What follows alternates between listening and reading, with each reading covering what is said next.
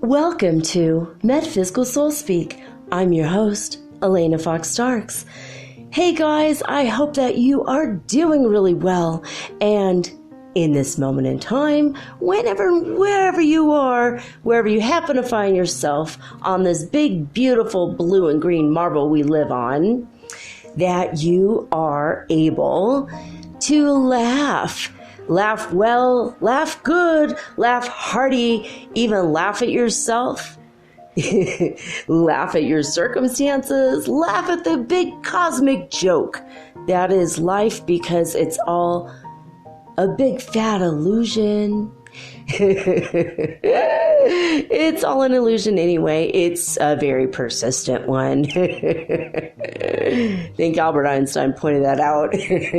Reality is subjective, and everyone has a different view of reality. But one thing that is certain is that we need to learn to laugh all the time at everything we possibly can, including ourselves and our own ridiculousness, because a lot of people have a lot of ridiculousness. I've noticed I've met people in my life who don't have a good sense of humor at all, and they also have horrible mental health. Very unhappy people.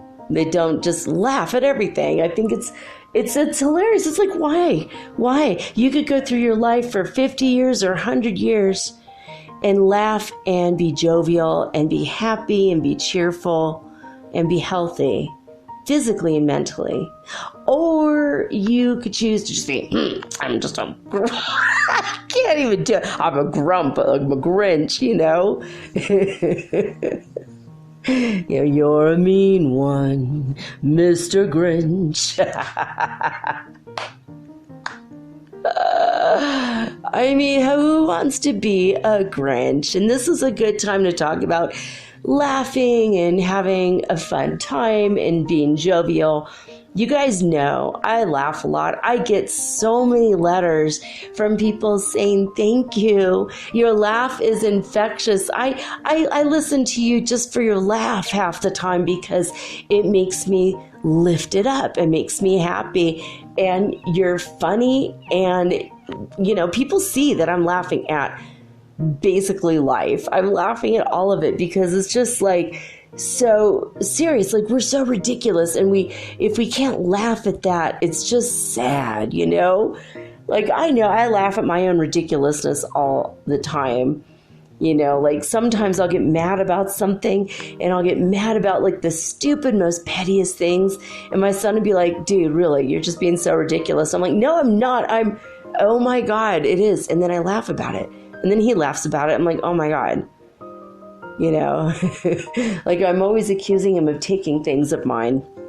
What'd you do with my lighter? And sometimes he did take my lighter, because we have a lighter to light the stove, and we each have our own, and then he runs out, of his once in a while, or I run out of mine, but we like joke about it. It's like a joke. Like, did you take that lighter? And then it's always just a big fat joke, right? Because we also have candles. That's how we heat our house, and also incense, and it's how we, and plus me, I smoke weed, but that's a whole nother thing. But I was looking this up today because I wanted to bring it up. Like, I was thinking about someone that I knew years ago who told me that, I told her something funny, and she used that against me literally in a court of law. And when I explained the context of the thing that I had said, the people of the court thought it was hilarious. They're like, oh my God, you are really funny. Like, you're genuinely funny. Like, obviously you were kidding. I go, yeah, but what was weird is she's like Robert Stack. She has like no facial expressions, you know, and she didn't think it was funny and she didn't laugh. And I was like really blown away by that, because usually, you know, and she didn't have to think my joke was funny. I don't care. I don't have an ego about that. I don't give a crap if someone thinks I'm funny or not. But the fact that she didn't catch it was humor, and the fact that I said, oh, ha, ha, ha, LOL, ha, ha, ha, that was a clue. And the fact that I said, I'm just kidding, that was a joke, the other clues. And it was like she couldn't put it all together. And it was just like, it perplexed me. I mean, it's in my DNA. When I met my birth family, they were always laughing and joking. We went to a family reunion, and my relatives came from the Cherokee lands where they live. Like my cousin Tim, he's like part of the government of the Cherokee Nation, right? And he came out. I mean, everyone came out to California, and we spent 3 days laughing and laughing and laughing our asses off. Just, it's like, because life is so fun and thrilling, and it's such a joy to be alive usually, right? You know, and there's times, you know, everyone gets depressed, right, from time to time. But if you could find the humor in the grand cosmic jokes, then you know, it's like, it's hilarious to me. I just, you know, like, I've seen some of the weirdest things, like in the most tense and weird times of my life. Like my kid rescued a pigeon because he had a bag over his head because inside the bag was chocolate. And we were trying to get the bag off his head because he's eating this chocolate, and it was like hilarious. It was like, oh my God. We're like, just be still, man. And we're like trying to get this pigeon to be still while he's dying. And he started to pass out. He fell over like he was drunk. He's like walking all crazy. And then we're like, what's wrong with that pigeon? You know, we saw him like kind of fall from the sky, and he landed and he started walking drunk. And we realized he had a bag on his head. The poor guy was suffocating. And these other pigeons were watching from the rooftop. They're all gathered to watch. Oh, this is going to be rich. You know, we could almost hear them laughing at this guy. And we were like, oh my God. And these other two pigeons came, and they walked up close, and they're looking and observing, like, what's going on here.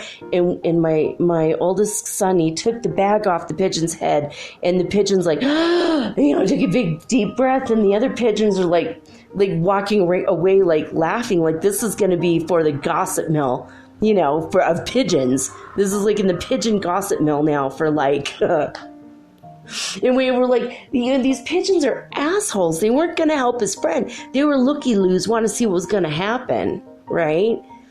And we were like, dude, you like chocolate that much. You almost died for it. Like, you got a problem, man. And all the other pigeons, we looked up, and they were like moving their heads, like bobbing their heads, like in a ways it looked like they were laughing at this guy. Like, oh my God, that's hilarious.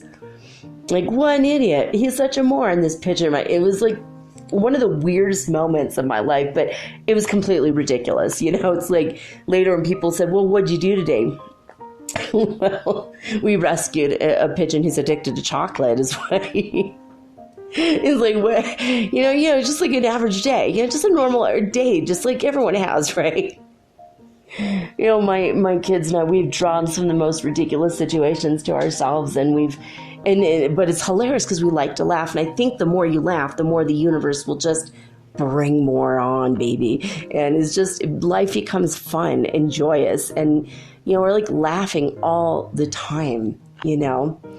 And like even in the clouds, I see cloud symbols that are just hilarious. I mean, I don't know about you guys, but if you've ever seen, there was a video, and I've seen clouds that look like a penis. That is one of the most hilarious things to see, because once you see it, you can't unsee it, and you just have to laugh. God himself has a huge sense of humor. I mean, he made Donald Trump, right? And all the comedians make fun of it. I'm just kidding. I don't want to get into the politics of it, but I mean, it's like hilarious. It's like, There was a video I saw a couple years ago. These teenage girls are driving home and they look up at the clouds. They're like, oh my God. And they take a video of this enormous dick cloud. It was just penis in the sky. And they're just laughing hysterically, going, oh my God, ah, ah, ah. And they couldn't stop laughing. It was one of the best videos I've ever seen in my life, because it was just so, like, you know, everyone's trying to be appropriate and, you know, adult, and, oh God, that's just so immature. I'm a mature person, and God's the one making penises in the sky. God is showing us, don't take yourself so frickin' serious that you cannot laugh, and that you have to judge others for laughing, and they doesn't have any sense of humor. You know, don't have that kind of attitude, because you know what? You're not going to have a fun time while you're living, and you're not going to live very long. And I'm going to tell you some things here. According to theconversation.com, they say humor is observed in all cultures and at all ages.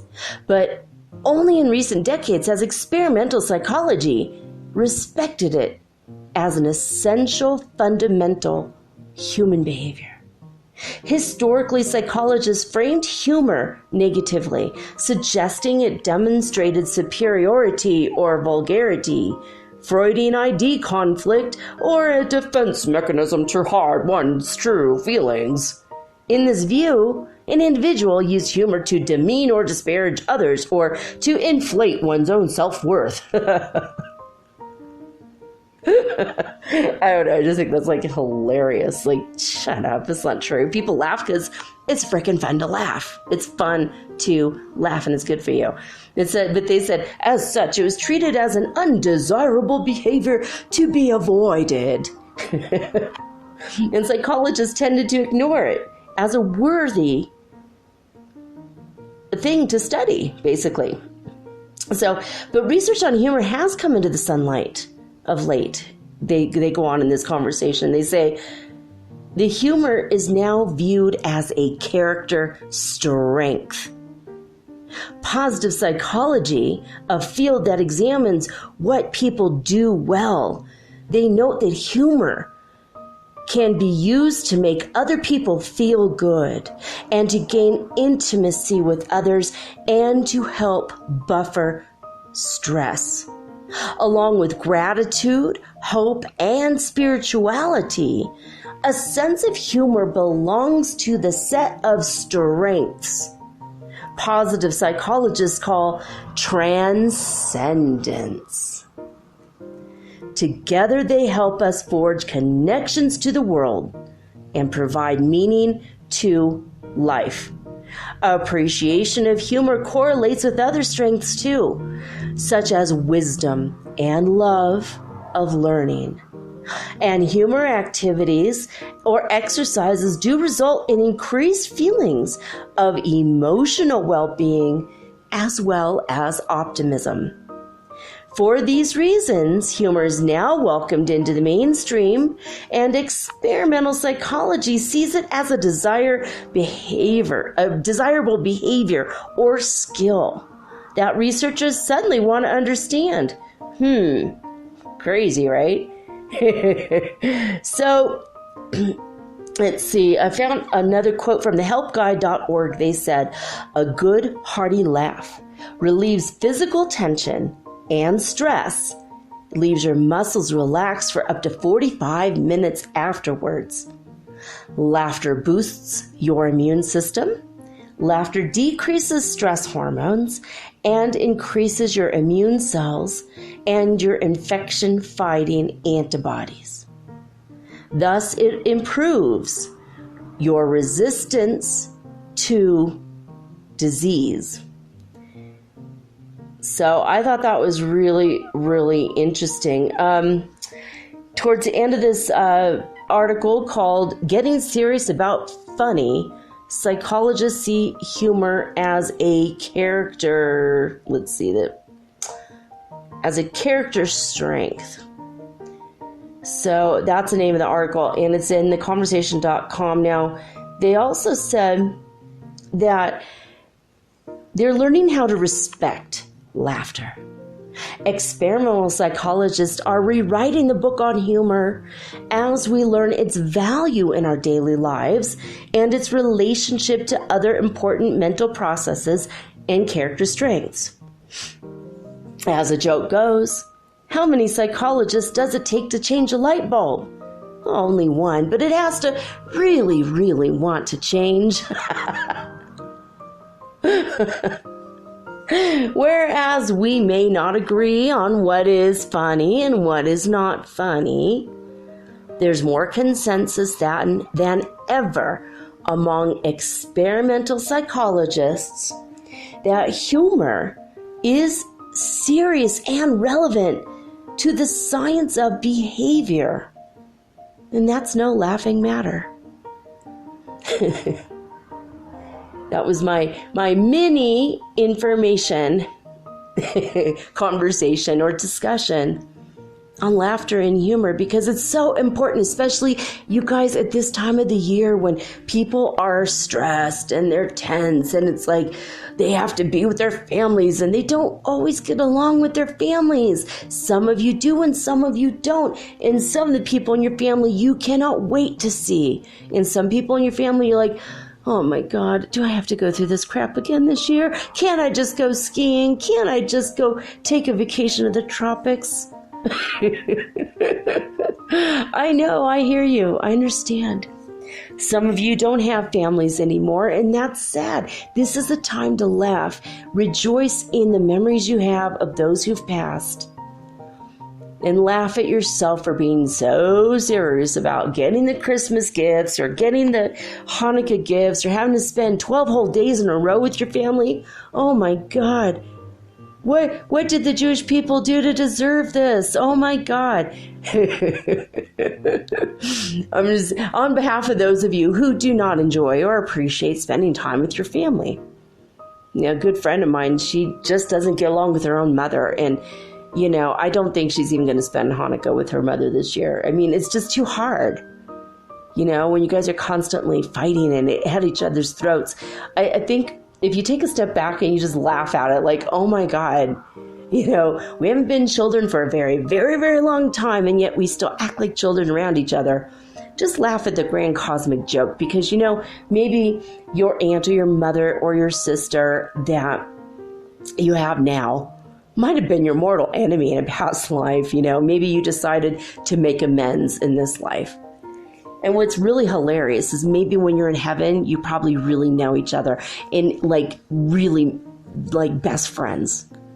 But then you came here and you chose opposing personality traits where you just like get into each other's skin and you just get those digs in. And if you could kind of see it and step back and go, well, you know, it is kind of funny, isn't it? How we totally just like, we don't get along. We don't see eye to eye. We see like literally nothing in the same way. I love my sister dearly. We don't fight, but we don't see practically anything in the same way. But I respect the hell out of her, and I think she respects me. I don't know if she does or does. It doesn't matter to me if she does or doesn't. I hope she does, but it doesn't, you know, no skin off my nose either way, because it's like, you know, if a stranger doesn't respect me, but even if it's my own family, you know, it's just, I know that God loves me. I know that God cherishes me. God loves me so much that he makes it a priority that I'm still alive today in this moment, right? And I'm not saying that I'm better than anyone else. I'm saying I'm the same as everyone else, right? God loves the bum on the street so much that that bum on the street is still alive and in existence in this very moment. Because that person is important. We don't know why. Maybe he doesn't even know why. There's something he's got to do. There's a task he's got to complete. There's a lesson he's got to learn, or a lesson he needs to help someone else learn. You know, no one is wasted. Nothing. No atom or molecule in this world is wasted. Nothing is ever wasted. You know, like no person is ever a waste of space or a waste of your time or a waste of whatever. Because even if someone was really bad to you, now you have a lesson, right? It's you got a life lesson and you got to laugh about it. It's like, oh my God. You know, I spent 2 years with that guy and 3 years getting over him. What the hell was I thinking? You know, in some cases, that's the case, right? I know people who have spent a whole lifetime just waiting for the exact right person to come along, and they have like 100 things on their list that person has to be, and they never meet that person, you know, and they probably should loosen up, relax, and laugh a little bit and have a few relationships in the meantime, because you might change your list. You know, and there's jokes about this, like even in Dick Van Dyke Show. If you guys have ever seen the Dick Van Dyke Show, if you haven't, go try and find it. I think it might be on YouTube. It's one of the funniest shows I've ever seen in my life. And I used to have, I think I bought it actually, and I had my kids watch it because it's sweet, innocent humor. And Sally Rogers is one of the characters, and she's always saying, you know, I used to have a list of what I want in a man, and I've narrowed it down to one thing. He's got to be breathing. I'll take breathing. Is he breathing? Okay, fine. I'm fine. I don't care. I don't care if he's ugly or if he's broke. I don't care. It's just as long as he's breathing. Like she was like, at my age, I can't choose to be picky. Is he breathing? You know, you got to laugh at that. Life is hilarious, you know, and we're so worried about so many things for so long. You know, if we could just let go, release, relax, let go, laugh about it, because life is actually hilarious, you know. Like, some people get their podcast stuff all perfect. Like, they have to build a studio, you know, get a good microphone. I actually kind of wish I could get a good microphone and get everything together. Maybe I will, but some people, like, they have to build a studio and they've got to have it perfect, and it's got to be separate from the house, and it's got to be, and everything's got to be absolutely perfect. And you know what? It doesn't have to be, right? It doesn't have to be. You know, I wish I had better equipment, and sure, I want to, when I try to do a YouTube video, I'm so animated and I have ADHD, and I move so fast that it looks like I don't have arms anymore. It's like, how come I'm not showing up on video, guys? I'm a little freaked out right now. I think it's just because the camera on my computer is just like really horrible, and they needed a new one. I need a really decent, and someday I'll get to it. But in the meantime, I think it's hilarious when I say something and almost like as if confirmation, suddenly a dog would be right outside and bark, or a truck goes by super loud, you know, so like, especially when I say something like, you know, get into the silence of life and meditate, and then all of a sudden, a car alarm goes off. That to me is hilarious. You know, timing is everything. And when this kind of crap happens to me, you know, like while I'm recording, I take it in stride and I laugh about it. It's like, well, there you go. You know, God's got a really good sense of humor. You know, God knows what's going to happen when, and then God is inspiring me to say what I say when I say it. And every day before I do my show, I go, hey, Guy, what should we do the show on today? You know, I was thinking this or this or this. You know, what's going to help the most amount of people today? I really do. I don't do anything without God's permission of what should go, you know, where. We have a conversation about it. You know, and it's fun and it's exciting to me. Like, I literally, you guys don't know what I'm going to do, and you know what? Neither do I. Except for the fact that every Saturday, for a while still, we're going to continue with, we finished on Saturdays. On Mondays, the Spirits book, we're still working through our way through the Spirits book, answering all the questions, or hearing all the questions and answers that Allan Kardec could come up with. It's a huge book. It went around the world. I mean, the book was so famous, and it's interesting. And I have no idea what I'm going to do on Saturday. I still don't know. I have to have a conversation with God about it to figure it out. But it's going to be something good. I don't know if I'm going to start a brand new book or if I'm going to read poetry. I honestly don't know what I'm going to do. And I've still been trying to figure out next year if I'm going to actually even go through... if I'm going to do 7 days a week again, because I do need a break. And I I'm telling you guys the Schumann resonance every single day, and it's like, well, I don't know. I feel like I don't want to. All right.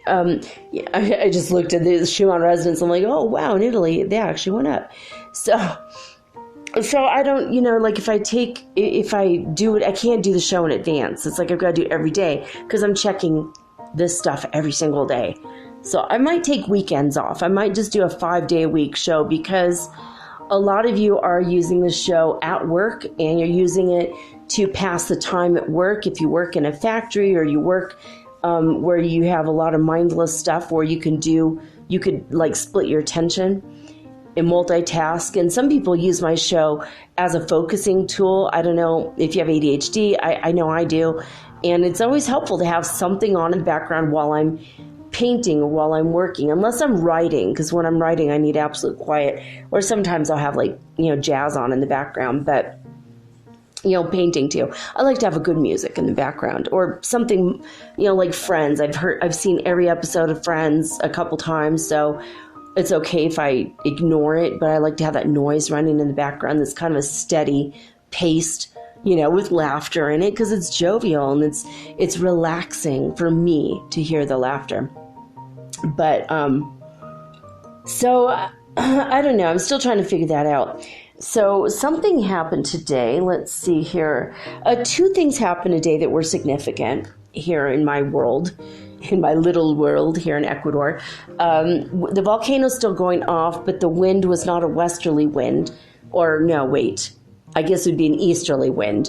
We need an easterly wind to get the volcano that's just west of us to blow our way. I think it's like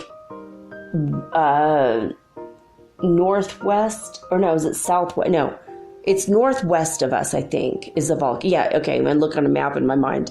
It's northwest of us, so we need like a southeast wind to blow all of that ash and junk over here. And it happened yesterday, and today the air is a lot more clear, and the trees look so much greener than they have in a while. So I don't know if it's the giver that gave us the beautiful volcanic ash. I don't know. But I'm glad that it's easier to breathe. I don't want to go outside. They say if the volcanic ash lands on you, if like big pieces of it land on you, to wash yourself immediately because of the chemicals that are in it.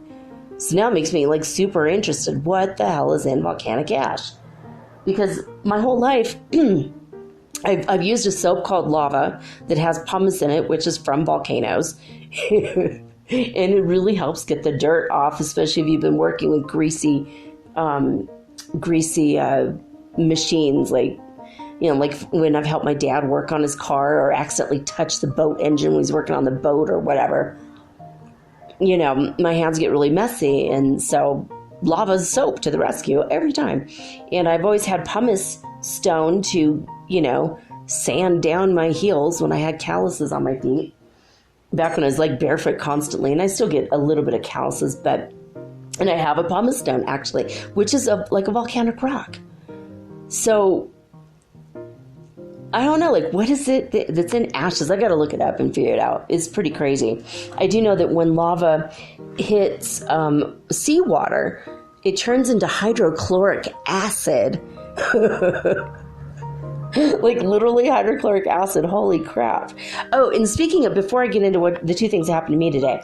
Okay, 24 hours before, well, actually within the whole weekend before the massive eruption on White Island off the coast of New Zealand, and the volcano tourism, and they always have the signs.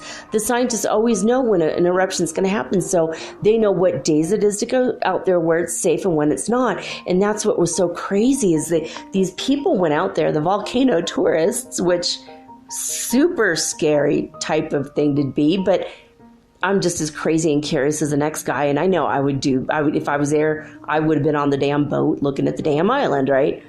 Maybe not now that I've seen what can happen. but they were out there because there was like no signs. There was no signs of scientists or no science signs that it was going to happen. So what happened was the weekend that this occurred, I kid you not. I can't even believe this happened. 857,000 lightning strikes struck the island and struck the water around the island. I don't know what causes what or even if they're related, but I wanted to mention it because I saw this on, oh goodness, this channel that I listen to sometimes on YouTube. And this guy's always talking about different various scientific things, right? Let me look and see if I can find the name of the channel. I've said the name. It's not Suspicious Observers, but I think they might have mentioned it too. Let me see. I got to go to my library here. I just listened to it like not that long ago. Skywatch Media News. Yeah, I should have known that one. So it's called Super Electromagnetic something. I don't know. But I can't remember the name of the video. But he was saying that in 24-hour period, the record in the past, over a 24-hour period, for lightning strikes in that area has been 44,000 lightning strikes in a 24-hour period. Right before this volcano erupted, 109,000 lightning strikes within 24 hours hit the island and the surrounding area near the island. Now, when you piece this together with the deep crystals that are deep into the earth, and they've been discharging energy up, and when you further understand that lightning doesn't always come from the sky down, that they have observed it coming from the ground up, and in fact it's the energy that arises out of the ground and then the lightning strikes the ground, but it's somehow connected from the ground up, not from the sky down. Or maybe it's both, right? It might be both. I don't know. But I remember seeing something on one of those science channels like years ago, and I was shocked. I was like, what? How is lightning coming from the ground? That makes no sense. But I guess the energy arises from the ground and then the lightning strikes down. It's very weird. But I know that it's also electrical, it's like the hot and the cold energy banging against each other in the sky and creating the thunder sounds and the lightning strikes. The electricity is involved because we live in an electromagnetic world. And as below, so above, and as above, so below, right? I said that backwards, but ADHD and dyslexia. But we are also human.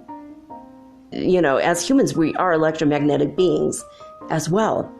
I know it's affecting us. It's affecting us like greatly. All these crazy anomalies, right? All right, so I don't know if the lightning affects our psyche somehow when the Schumann resonance goes up, or if the Schumann resonance goes up because of the lightning, or is it only the cosmic waves coming from the cosmos, or is it only the radiation coming from the sun, or is it a combination of absolutely everything? And also, we are multidimensional beings, even though we're not always constantly aware of it. We can see the future. We are in the future right now. We are in the past right now. We are in all the bodies we've ever inhabited right now. Everything's ever happening in the whole wide world. In the whole wide world, universe, galaxies, every place you've ever lived, you're still living there now, in this moment. That's what I laugh about. This is a big cosmic joke. Like right now, I'm living in France, in a castle, waiting for my love to come home, who will come home dead, but I don't know that yet. I'm also in the castle with him before he goes off to war at the same time. Because, see, time isn't linear the way we experience it. When we're here, that's what's so bizarre. Like, we are 100% living in all these times and places, and as all these people. I'm Elena right here. I'm also Jacqueline in that part of France, where the Nicaea Council is being discussed right now. Like, is reincarnation real? We don't know. Oh my God. I'm also a very short soldier in Vietnam, fighting when I don't know why. I was forced into the war, and I don't even know why. You know, I'm still a soldier in the muck and the mire in Vietnam. You know, every life I've ever lived, I'm living right this moment, and right now, so are you. Living all your lives. And if we ever had a past life together, we might not have ever met in this life right now, but if we ever lived a past life together, we're living that now. We're also in heaven right now because that's where we're from. We know each other up in heaven, even if we never met in this life, in this moment. So to me, it's a grand cosmic joke. It's hilarious. We take ourselves so seriously. Well, I have to be respectable. I have to have a clean-shaven face and wear a respectable suit when I go to work, you know? Men say that, you know, they think that. I gotta look good. So-and-so at work, you know, I got my eye on her. I'm gonna ask her out. I gotta look good, you know? It's a grand cosmic joke, right? We take ourselves too seriously. We don't laugh enough. Laugh at yourself. But anyway, I wanted to tell you guys about the lightning. Was crazy though. That was crazy. I don't know what is going on over there, but when I hear more information, when the scientists come up with an explanation, if they even can, you know, it kind of does explain why I told you that it was like 272 hertz frequency in Northland, New Zealand, which was a little bit of ways from the island, right? But I mean, it's like that we are anticipating, humans anticipate the future because we already know we've already been there. We already know about the past, we know about the future. On some level, we are multidimensional, so we know what's about to happen. So did the Schumann resonance spike because of everyone's minds going, ooh, it's coming? Or was the lightning millions of volts of lightning around the water? What's underneath that volcano? Is it a power plant from something like Atlantis or Mu or Lemuria? Maybe there was a fourth kingdom we don't even know about. Maybe there's an underwater base of them, the ETs, over there. Maybe they have an underwater laboratory and something went wrong in the laboratory and now the volcano has erupted. Oops. I don't know. Maybe it's just a normal volcano and it just went off and the scientists didn't know how to read the signs, but they already were able to predict it before, so I don't know. It's very weird. All of it's very weird. I told you guys about my friend who took a picture of what looked like a fire rainbow. And we knew I saw that. I'm like, well, probably within 7 days we're going to have an earthquake. Well, we haven't had an earthquake, but we sure as hell did have a volcano go off. And there was seismic activity around the volcano, and that's 75 miles from here. I don't know if that counts or not. Anyway, trying to put some of this stuff together, I don't know. I don't really know how. I'm not, I have some scientific-ish things in my mind, but I'm not a scientist. I don't know. I like to talk about it and think about it and speculate on it. Because it's freaking weird. Our world is weird, and it's getting weirder. It just gets weirder by the minute to me. It's so weird. It's so weird. And now that so much of the ice is melting in Greenland, they're trying to find out where there was a really land bridge that people could have possibly come across on. Is it possible? Were they only walking on the ice? Were they, they're looking at all the layers of ice and they could see what was going on at that time. But they're also finding out if there's an actual land bridge. It's kind of exciting. There's some weird stuff. In Ecuador, they discovered a few days ago that, maybe about 4 or 5 days ago, at least they released it to the public, that there were some little babies that were found with older children's skulls wrapped around their heads like helmets. And the babies obviously had died, and they were buried on top of some volcanic ash. And they were not child sacrifices. They died of other reasons. They weren't killed. It wasn't anything sinister. It was just these babies died, and maybe they died in a volcanic explosion, because breathing in the particulate matter is very dangerous. And maybe, I don't know. I mean, they're like, why would they be using helmets, right? And this is from 2,100 years ago, when they dated the skeletons. I thought that was very weird and interesting. It was right outside one of the volcanoes, and that they just discovered this, and they said, well, we don't really know. Obviously, it was pre-Incan. No, I'm saying it was during the Incan times. The Incans were here, I think, or maybe not, I don't know. But it was before the Spanish came. Might have been before the Incans came. I think it is, actually. So, totally different culture. We don't even know. We can't even ask them. Well, maybe I could scare up the spirit from that time, if it's still around, and ask. But it's kind of crazy. Like, I honestly believe, this is my gut instinct about that, is that the older children died, and the parents kept their skulls and honored them, and then when the babies died, they used it as helmets to protect them in the afterlife, so that they would be together in the afterlife. That's what I think. And I think it wasn't a sinister and crazy thing, but more an act of love from grieving parents. That's what I think. That's my gut instinct of what that is. Is that true, God? Yeah, so God said my gut instinct is right, which is cool. It's not always. Anyway, all right, so in my house, this thing happened. Well, first of all, I kept trying to take pictures of the clouds today. I saw infrared red, like ultraviolet red clouds. I saw hot pink, peach, like the most incredible energies I have never seen in my life, way beyond what I've been seeing before.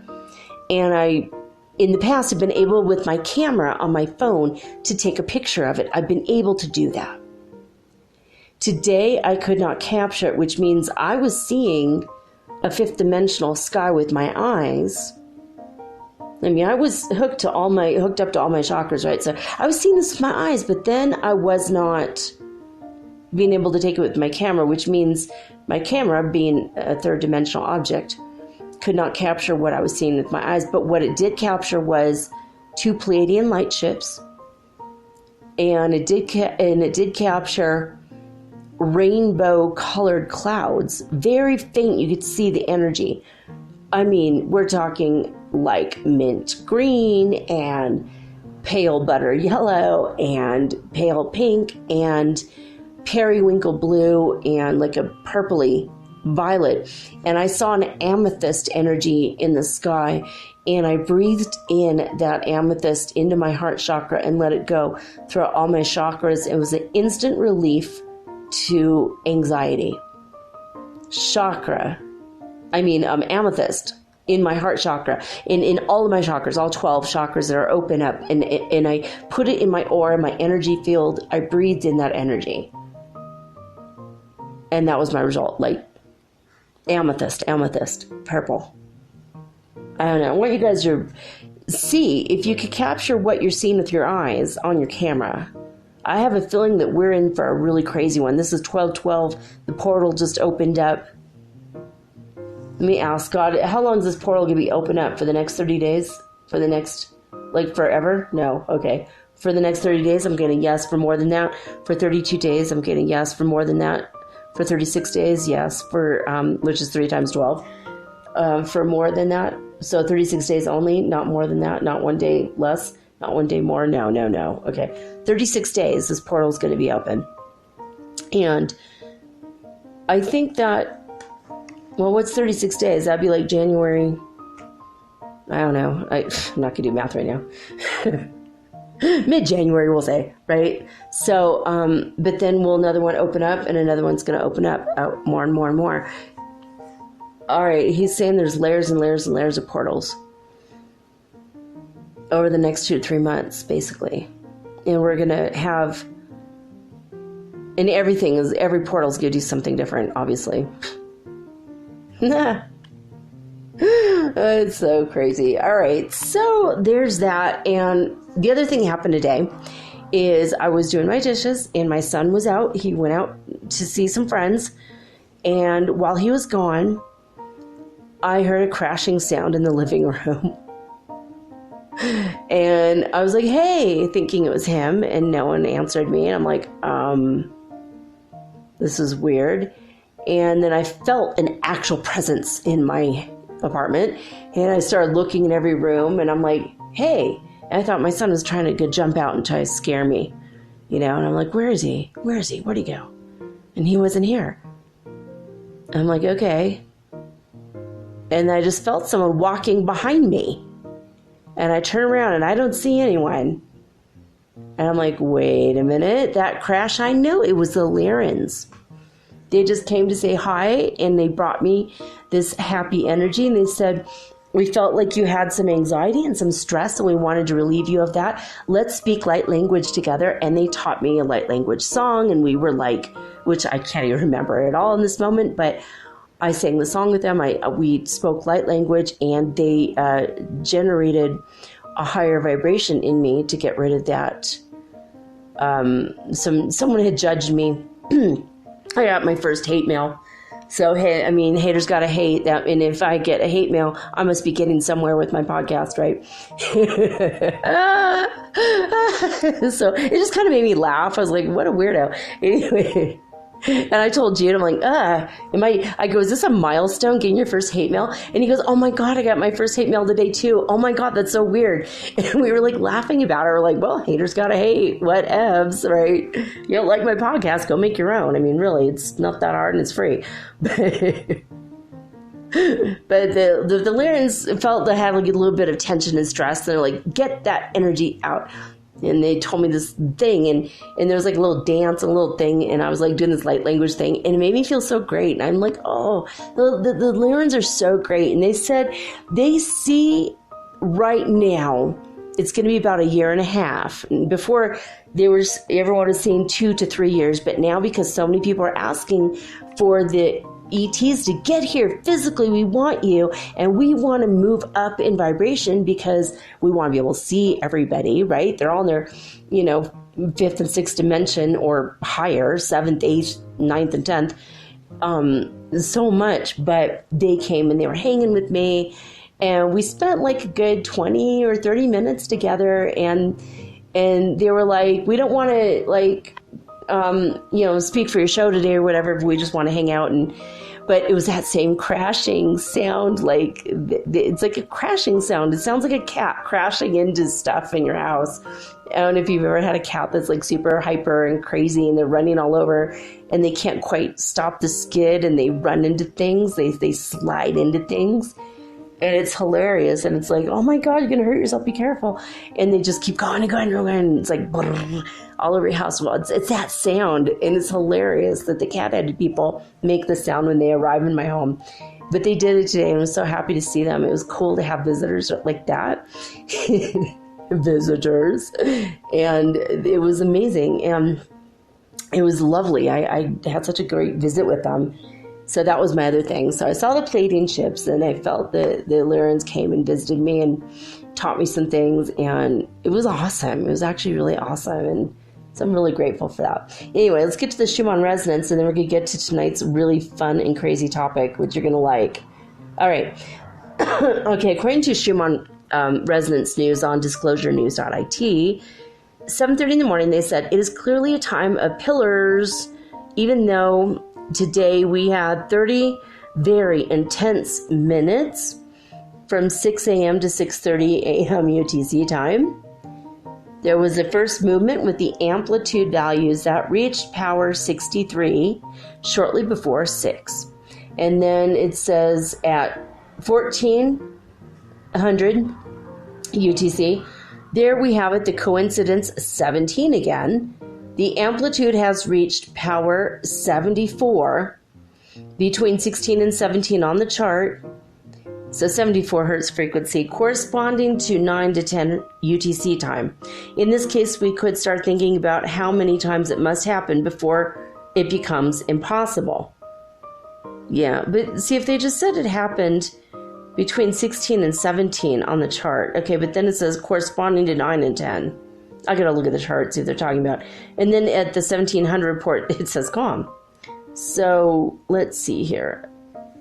All right, so it looks like basically in the morning and then in the afternoon they have some activity.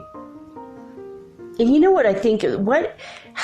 Okay, Schrodinger's cat. Okay, let's go to actual science here to try to talk about this for a quick second. Schrodinger's cat does state that if you expect an outcome and then you open the box, the cat is going to be either alive or dead depending on what you expect. Because you can't take the observer out of the equation. The double slit experiment, same thing. Like what you expect is going to happen adds a factor to the experiment. You know, this is physics, right? So now I'm wondering if they keep saying it's going to happen in 17, it's going to happen in 17, coincidence 17, and now they've named it, and now everyone that goes to this website and thinks about it, they're thinking, well, it's going to happen in 17, we expect it on the 17th, and we expect it at 1700 hours. I mean, are we as observers creating that? It's possible. I don't know. I don't really know the answer. It's just, I have this stuff in my head. All right, HeartMathorg we have here on 12/12. Let's see what happened. All right, in California, they start off at midnight at 47 hertz frequency, and they stayed exactly the same all the way across. Hofuf, Saudi Arabia, same thing. They've been at 0 this whole time. It hasn't budged. In Lithuania, they start off at 104 hertz frequency at midnight, and they went down to 98 hertz frequency by 5 a.m. In Alberta, Canada, they start off at 62 hertz frequency, and they stayed the same all the way across, no change, 62 at 5 a.m. And Northland New Zealand, okay, we were just talking about them, and they had quite a bunch of activity, but now they are at 94 hertz frequency at midnight, and they went up to 99 hertz frequency by 5 a.m. See, now it makes me feel like, well, if it goes up to 272, maybe that means the volcano is going to explode again. Or maybe it's still continuously exploding. I don't know. I mean, if we are multidimensional beings and we travel and exist in all directions of time, maybe those 13 people knew that was going to happen. Maybe everyone around there knew it was going to happen. Maybe everyone around the world, but maybe in that area they anticipated it energetically, and that made it go up. And honestly, we just have no way of proving it one way or the other. It's so strange to me, yeah? All right, so, oh my gosh, okay, I hate when pop-ups come up. All right, it's not from the internet, it's from my actual computer. It's so irritating. So they ended up at 99 hertz frequency in Northland, New Zealand at 5 a.m. So from 94 to 99, they went up by 5. Now the biggest number, and this is a pretty huge number today, is from Hululu, South Africa. They started off at 260 hertz frequency at midnight and went up to 295 hertz frequency at 5 a.m. So there you go. All right, we're going to do a quick look at today's acim.org, Foundation for Inner Peace, A Course in Miracles lesson 184, and here it is. The name of God is my inheritance. The name of God is my inheritance. Think about that. The name of God, that's your inheritance. What does that mean? And remember, yesterday it said that your name is just as holy as God's name. God created everything, so everything is holy. Right? The name of God is my inheritance. I'm going to let you guys read this for yourself if you wish. It's acim.org, 15 paragraphs, not chapters, sorry, for lesson 184. You could go get an app for free if you wish. All right, so ready for the big reveal? All right, it's a boy. I'm just kidding. I just had to say that. All right. So time traveler from the year 2033. We're going to see what David Dean has to say for himself. He claims to be a time traveler from Apex TV. And we're going to use a pendulum to see if what he says is true or not true right after this message.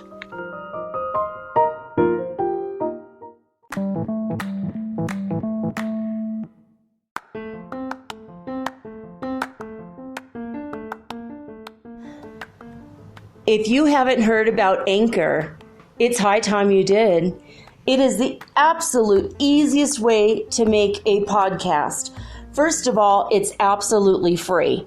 Second of all, they have creation tools that allow you to record and edit your podcast right from your phone or your computer. You guys have known that I've been doing this for 8 months using the Anchor.fm app right on my cell phone, and I have done it everywhere, right? I have recorded this in my living room, my bedroom, little cafes in Quito, Ecuador, all over Cuenca.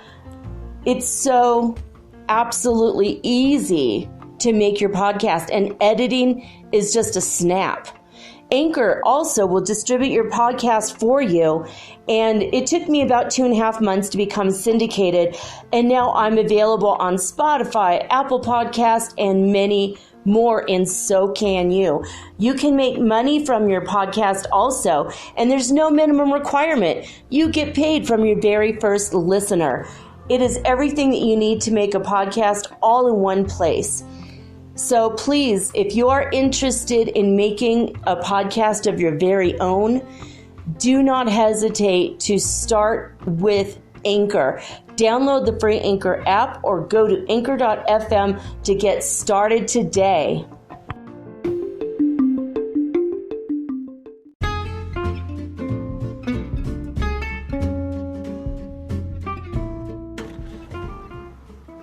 Metaphysical Soul Speak is run on sponsors and listener support. This means listeners like you. If you are so inclined to support my efforts and my little podcast, please visit me at anchor.fm/metaphysical and pledge an amount of your choosing today. Thank you.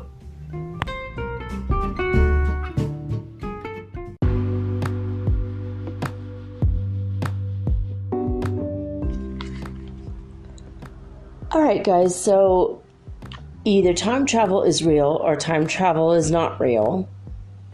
And we can travel in time with our minds.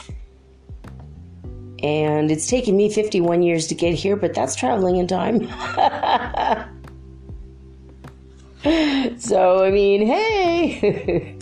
So basically, I wanted to see, first of all, I'm going to ask. So I'm at Pendulum here. I've already asked God to, obviously I'm always connected to God, but so am I connected? Yes, I am. Pendulum says, ask your question. All right, God, do I have permission to ask if time travel is real? Does time travel technology exist? I'm getting a yes.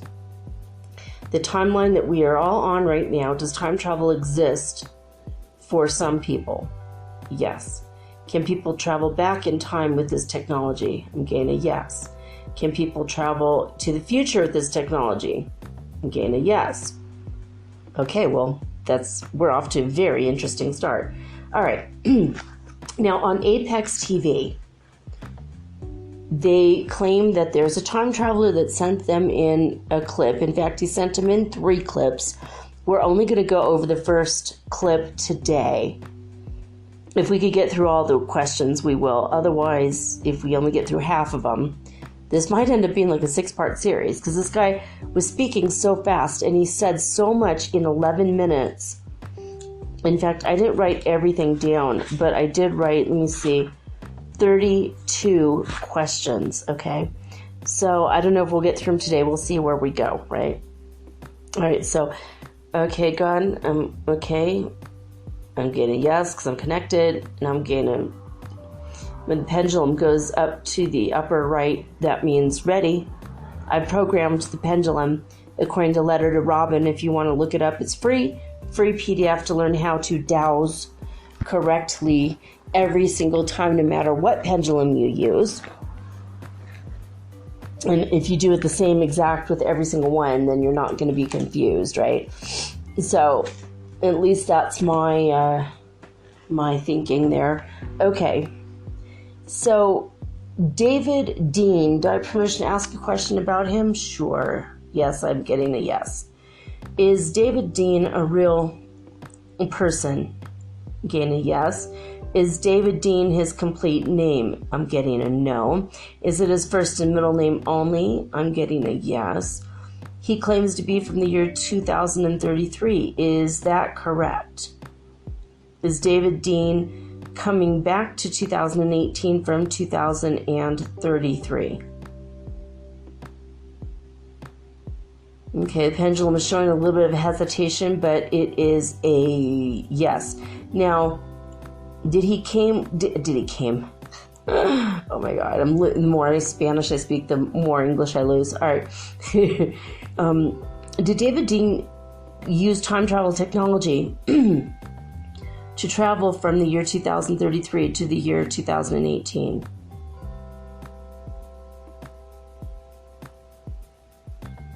I am getting a no. All right, this is Apex TV channel. Now, did David Dean go from the year 2033 back to the year 2019? I'm getting a no. Is David Dean a real time traveler? I'm getting a no. Do I have permission to ask about the stuff he talks about? I'm getting a yes. Is it possible that he has some good ideas about the future? I'm getting a yes. All right. So already we've discovered that maybe it's possible he's not really real, right? But he has some very interesting ideas for the future. And it takes, if you're going to fake being a time traveler, it takes a lot. You've got to study a lot of different things, a lot of different industries, and you have to have a predictability factor inside you, meaning not that you're predictable, but that you can predict the future to a little bit of a little extent or not. Now, this guy supposedly used time travel technology from 2033 to come back to 2018, and he released a clip to Apex TV, and they did not release it until January of 2019. So I thought that was weird. And the reason he came back in time, so he claims, is to talk to a relative that was deceased. He's just a time traveler vacationer, or, not even experimenter, because from his perspective, supposedly, he claims that it's just commonplace for people to go around time traveling. So, all right. Okay, God, are you ready? Okay. I'm waiting for the pendulum to go to the question position. It's there. Okay. Now, is time travel commonplace in the future for us to go back in time and forward in time? The answer is yes. Now, is the year that it will be released to the public, is that in 2028? In the year 2028, will time travel be released to the public as being real? I'm getting a yes on that. Okay, that's really strange, isn't it? Okay, let me put the phone down. Hopefully that wasn't too loud on your guys' ears. Okay. So I've really got to get this. All right. I get in a good position. I'm not in a good position. All right. Okay. Now that waiting for it to go into question position, there it is.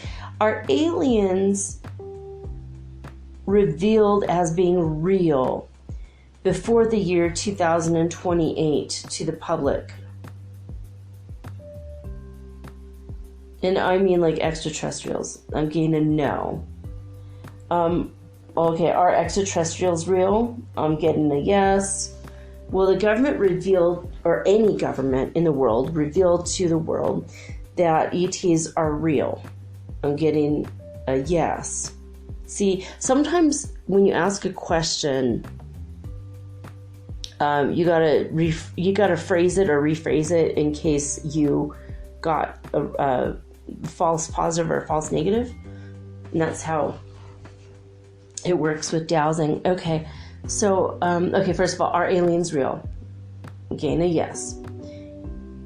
Will the United States government reveal that aliens are real ever?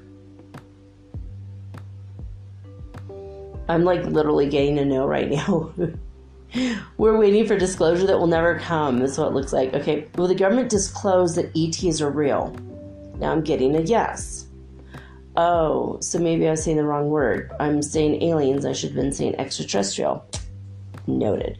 All right, are extraterrestrials real? Obviously, yes. Yes, they are.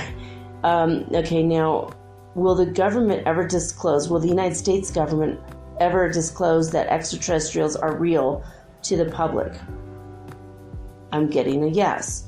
Okay, will the United States government ever reveal, will the United States government reveal that extraterrestrials are real before 2028? I'm getting a no. Will the United States government reveal that extraterrestrials are real in the year 2028? I'm getting a yes. Okay, so see, when I said aliens, that was the problem. That was a problem, because aliens can mean several things. Extraterrestrials mean off-worlders, basically. So that's a yes. So time travel, yes, 2028. ETs being disclosed as being real in 2028. Yes. So do I have permission to ask about the brain chip? Okay. So you always have to ask if you can ask permission. Will there ever be a brain chip put into our brains to make us 6 times more smarter than we are right now? I'm getting a no. All right. Will there ever be a brain chip put in our heads where we can access the internet directly? I'm getting a no. Will there ever be brain chips that people get put in their heads, period? I'm getting a no. Is it possible that this is real on another timeline? I'm getting a no. All right, will we ever have a chip in our hands to pay for things? I'm getting a yes. Will we have a chip put in our left hand? Will everyone get a chip in their left hand? I'm getting a no. Actually, let me ask about the brain chip thing again.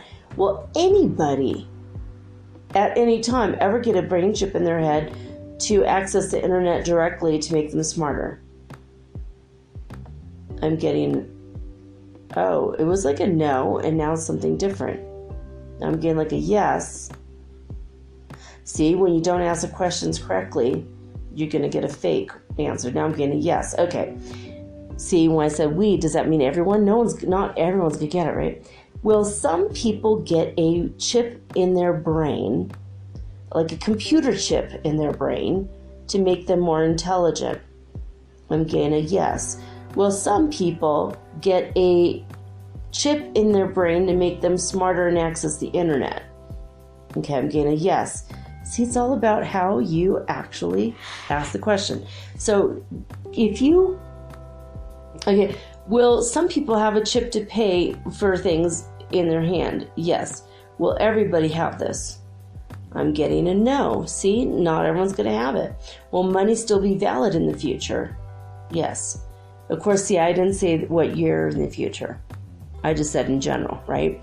So still, it's not 100% accurate answer if you want to pinpoint it to a year. Okay, now David Dean said there's a thing called an exosuit, and we put this suit on, and it will help us to lift thousands of pounds in the future with ease, or be able to run for many, many hours without tiring, and this is going to be released in the early 2020s. Do I have permission to ask if this is real? I'm getting a yes. All right, is this exosuit real?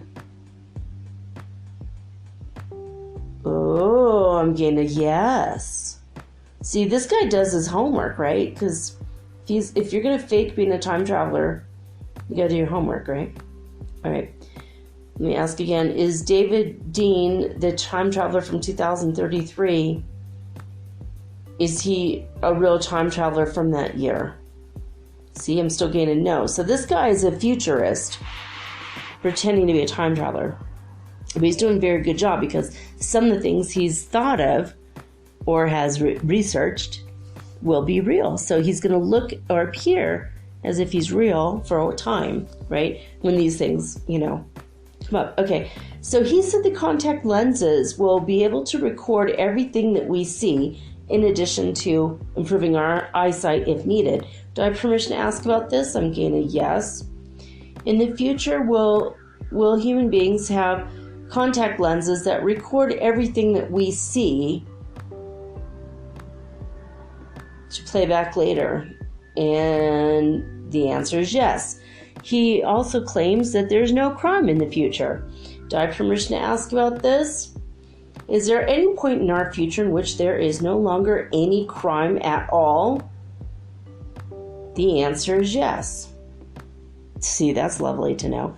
Now, he said that in 2022, all food will be free in the United States for United States citizens, and this is food that will be grown and given to us by our government. Do I have permission to ask this question? I'm getting a yes. All right, so will the United States ever grow and give away food for free to its citizens? That's a no. So in 2002, will the government ever give free food away? The answer is no. I heard that. I'm all, I don't think that's real. Because, the commercialism and capitalism and trying to always get money and, gross national product and being what it is and all that. But I also thought if the government did give food away to us for free, don't you think you'd be a lot suspicious about what the hell is in the food? What experiments are they doing on their own people with the food? Like, that was my gut punch reaction when I heard that. I was like, this is like really, really crazy. Like, I don't think this is even, I don't think it's going to ever happen. I also think that we're going to have like replicators in the future. So they won't give away food, but they might, give us like a replicator program. Like they might like give us a credit, maybe a tax credit when we buy the replicator or something. Because when we would put less taxes, not taxes, but less tax, labor tax and less gas and less, like we won't be responsible for long haul truckers trucking food across the country. Basically, I'm not talking about this very well. I'm not saying this very well. My intellectual capacity, I think my biorhythms are really low. Intellectual biorhythms are like super scooping the bottom of the barrel. Yesterday and today, I'm like, oh my God. My son's like super intellectually wants to talk about really intensely, intense things. Like, see, I can't even like express that very well. And, like today, me can't talk right. Like, I can't. And he's like, I get it. So it's like we have our biorhythms are 100% opposite of each other. So it's kind of funny when my emotional intelligence is high, his is low, and vice versa. And at least we know that about each other. We looked in that, we're like, oh, no wonder we have a problem communicating.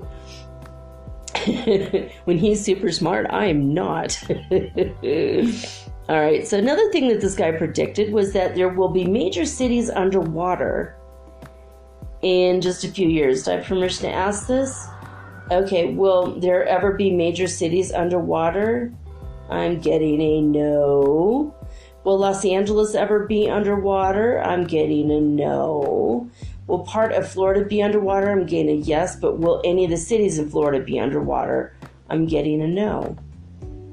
So hopefully that's true. We'll be able to figure out some stuff when things start to flood. But, oh, okay, God's telling me tectonic plates are going to move. So, you know, it'll look like cities are about to go underwater, but then what happens is the tectonic plates will move, and the water will flow in underneath the land. It will lead to some volcanic explosions, but it's going to not be as dire as people think. Yeah, so there it is. All right. So, next question is, he basically said that there will be 9 billion people on Earth in 2033. I have permission to ask this. Will there be 9 billion people on Earth in 2033? No. Will there be more than that? No. Will there be less than that? Yes. Will there be less than 7 billion people on Earth? No. Will there be less than 8 billion people on Earth? No. Will there be almost 9 billion people on Earth? Yes. But will it be exactly 9 billion or more? No. It'll be just under 9 billion people. So there you go.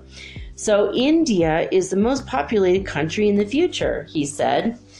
Do I have permission to ask? Answer is yes.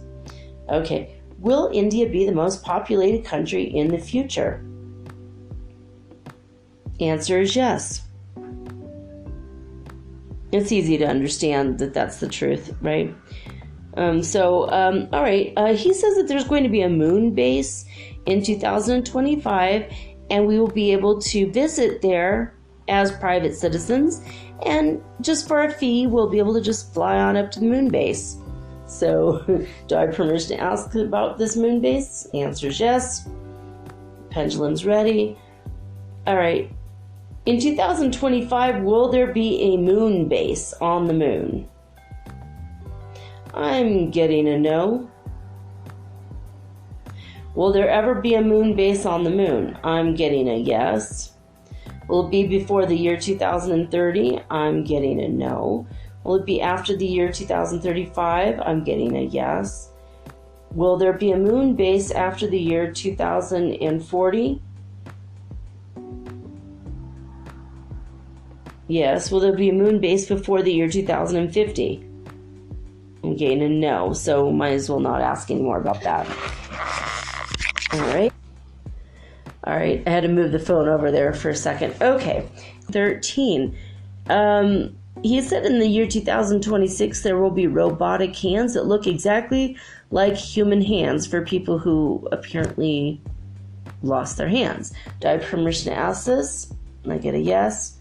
Okay, God, in 2026, will there be robotic hands that look exactly like human hands that will help people that have lost their hands? Oh, I'm getting a yes on that. That's very interesting.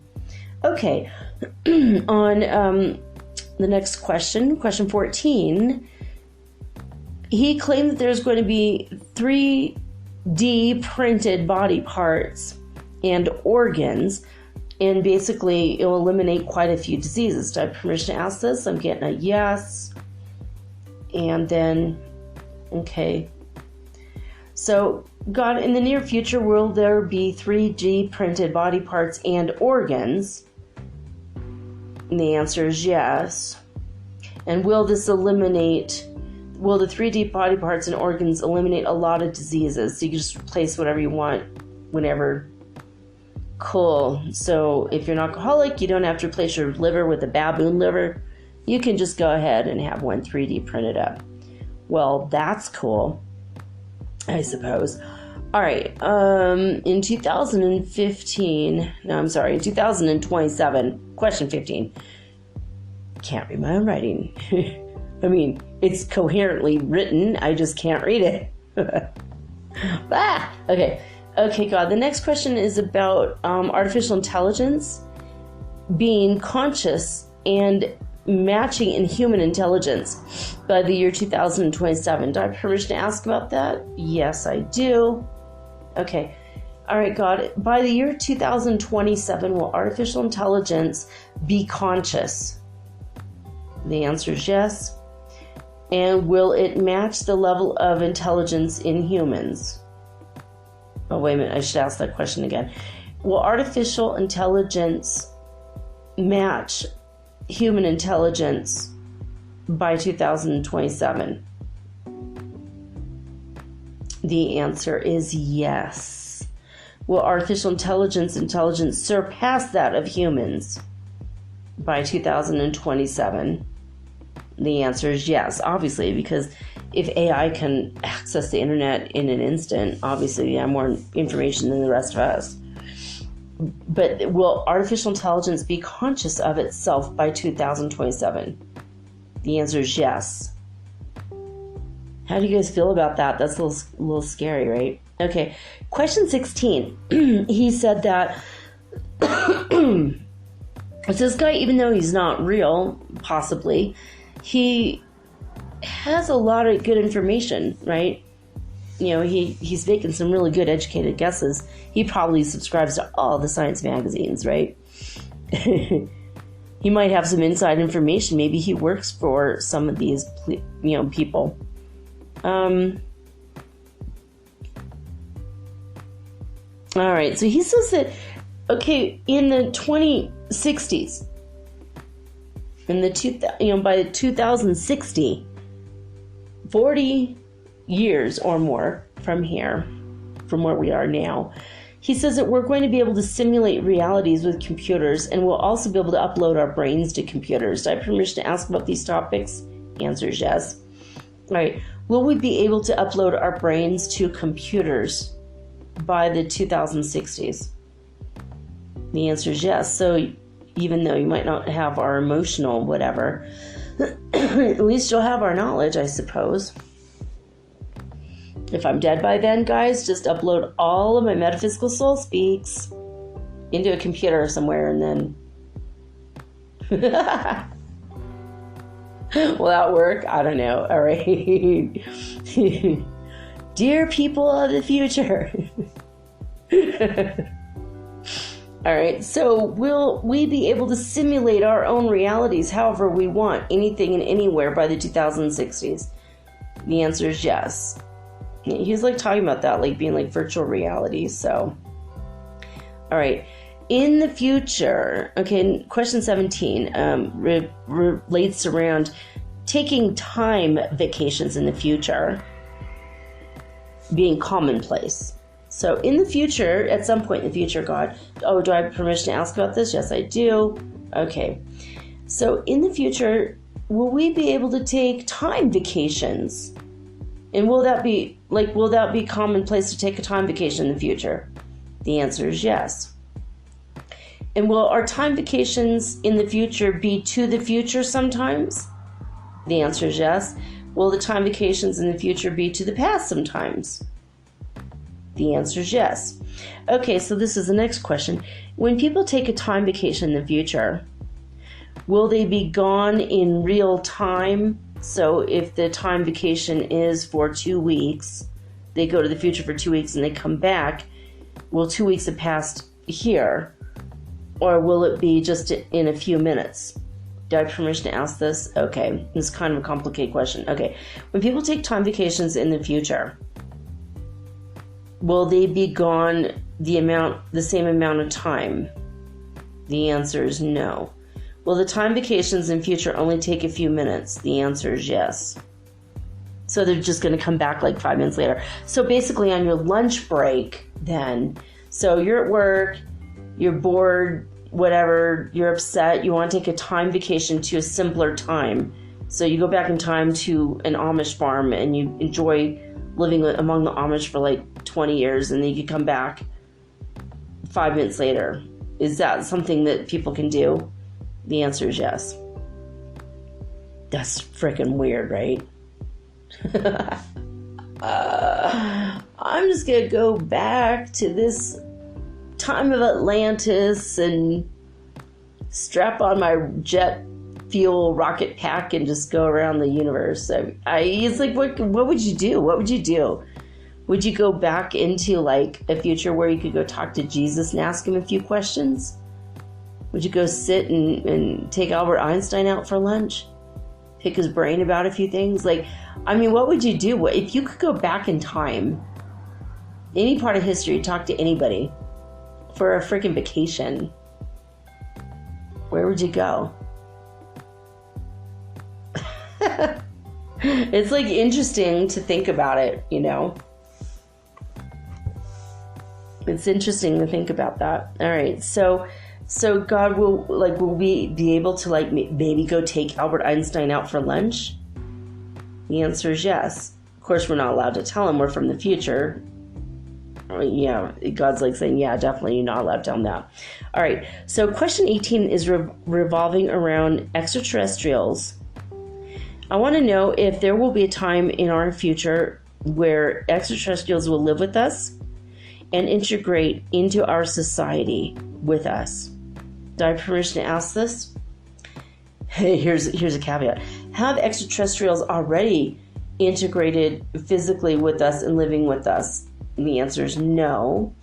Will extraterrestrials live with us in the future and integrate into our society with us in the future? Do I have permission to ask that? Answer is yes. Okay, so I'm allowed to ask about that. And will extraterrestrials live with us and integrate with us into our society in the future? The answer is yes. Yes, very nice. All right, question 19. The guy was talking about virtual reality suits, taking a vacation or as entertainment instead of going back and forth in time. Some people just strap on a virtual reality suit and it feels like you're actually really truly there, and that includes even talking with deceased loved ones or whatever you feel like doing. Anything at all. Do I have permission to ask about this? Okay, so do virtual reality suits exist in the future? The answer is yes. Do people use them as a vacation? The answer is yes. And do they use them as entertainment? The answer is yes. Can you talk to deceased loved ones using a virtual reality suit? The answer is yes. Now, will you be able to talk to an actual deceased loved ones? The answer is no. But it'll be as if you're actually talking to them based on your mind and memory of yes, yes, yes. So you're not going to actually talk to your deceased loved ones through the suit because it's virtual reality. But at least you'll feel like you are, and that will be what the emotional relief is there. All right. So he said that brain chips are going to, number 20, he claims that brain chips will allow telepathy. Do I have permission to ask this? Okay. Will brain chips allow us to have telepathy? No. So the people that have brain chips, will they be telepathic from the brain chip? The answer is no. Will everyone have telepathy without brain chips? The answer is yes. Yeah, see, because we already know we're going to that, right? All right, so number 21, this is a super fun one. He claims that we're going to have dinosaur zoos in the future where we could see T-Rexes, whatever, Brontosaurus, all the dinosaurs. So Jurassic Park will be a reality in the future. And you know what's weird, guys, is many, many times I had a dream that my cousin and I decided to go to the first dinosaur park in New York, and that we flew there from different parts of the world where we were living, and we met there. And this is a cousin that I had a falling out with years and years ago, and she added me on Instagram this past year, which I thought was interesting because she was the one who decided to cut off all ties to me based on one sentence I said on Facebook that she misconstrued. Humans are ridiculous. That's why we have to laugh at ourselves. It's like, what the hell? I mean, it started a rift in the family. It caused a big problem. And she had like deleted and blocked me after attacking me publicly because she didn't understand something I said. Instead of asking me about it, she cut off all ties and started like this massive rift. So I always thought that was really strange that I kept having this recurring dream for a while that she and I were going to be like the best of friends at some point in the future, and we were going to go to this dinosaur zoo in New York City. But one of the dinosaurs escapes and we're freaking out. And I had this dream before Jurassic Park was a movie. The first time I had this dream, and I've had it a couple times. And I had it one time where my kids went with me, but they were like adults. And we went to this dinosaur park in New York City. And we were scared the dinosaurs were going to escape, but they didn't. But we were just, like, the whole time totally terrified because we were terrified by the Jurassic Park movies. And I had that dream after the Jurassic Park movies came out. So, but my cousin is always there, and we're like the best of friends now. And she added me on Instagram recently, and she's actually speaking to me again. So, I mean, who's to say that's not going to happen, right? Like, it's possible that she and I will actually somehow reach a level of understanding where we have conversations again.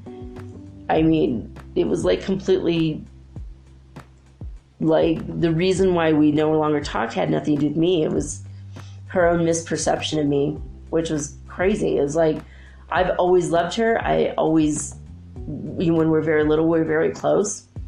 And as adults, we didn't talk for a couple of years, and then we got back together. She just made fun of me repeatedly. Like, I said a word wrong, and she made fun of me for like an hour about that. And she kept like saying things to me that were very snarky and very mean. And it was weird because I really loved her. And I wanted to have a relationship as adults with her. And instead, she decided to take the low road. But then we kept trying to make it work and become friends as adults. And 2 or 3 times, I mean, I went to her wedding and she was pregnant, so I made a blanket for the baby, and that baby is now an adult, and he still has a baby blanket, and he's passed on to his own kid, you know.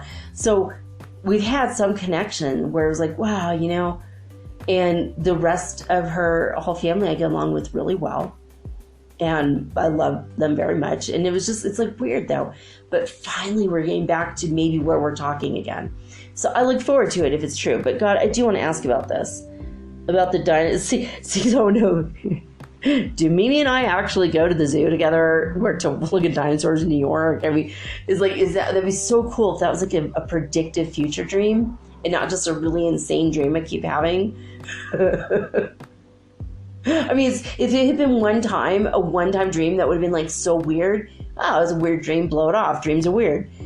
But it's like this weird recurring dream I keep having.